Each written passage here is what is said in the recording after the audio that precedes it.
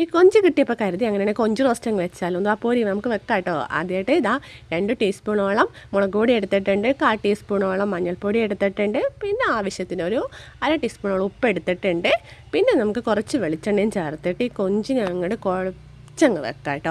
കുറച്ചേരം അത് അവിടെ കിടന്ന് സെറ്റ് ആവട്ടെ. എന്നിട്ട് നമുക്കതിനെ എന്താക്കാം, പൊരിച്ചെടുക്കാം. കംപ്ലീറ്റ്ലി പൊരിക്കണില്ല, ഒരു പകുതി വേവോളം, ഒരു 1/4 വേവോളം മാത്രമേ അത് പൊരിച്ചെടുക്കണുള്ളൂ. കറിവേപ്പിലേക്ക് കിടന്ന് അതങ്ങ് പൊരിഞ്ഞ് വരട്ടെ. അതിന് ശേഷം നമുക്ക് ഒരു മൺചട്ടി വെച്ചിട്ടുണ്ട്. അതിലേക്ക് നേരത്തെ പൊരിച്ച് വെച്ചിട്ടുള്ള ബാക്കി വെളിച്ചെണ്ണ ഉണ്ടായിരുന്നു, അപ്പോൾ അതാണ് ചേർത്തിട്ടുണ്ടായിരുന്നത്. അതിലേക്ക് വെളുത്തുള്ളി, ഇഞ്ചി, കറിവേപ്പിലയും ചേർത്തു, ഒരു പച്ചമുളക് അരിഞ്ഞതും ചേർത്തു. അതിലേക്ക് ഒരു ഉള്ളിയാണ് എടുത്തിട്ടുണ്ടായിരുന്നത്. ആ ഒരു ഉള്ളി ചെറുതായിട്ട് അരിഞ്ഞത് കൂടി ചേർത്തു. പിന്നെ ഉപ്പ് ചേർത്തിട്ടുണ്ട്. പിന്നെ ഒരു ടീസ്പൂണോളം മുളക് പൊടി, 1/4 ടീസ്പൂണോളം മഞ്ഞൾപ്പൊടിയും ചേർത്തു. കുറച്ച് പുളിവെള്ളം ചേർത്തു. അത് നന്നായിട്ടൊന്ന് മിക്സാക്കിയതിന് ശേഷം അതിലേക്ക് ഞാൻ ഒരു പകുതിയോളം തക്കാളി ചേർത്തിട്ടുണ്ട്. അതിന് ശേഷം നമ്മുടെ കൊഞ്ചൂട്ടൻ അതിലേക്ക് ഇടുകയാണ്.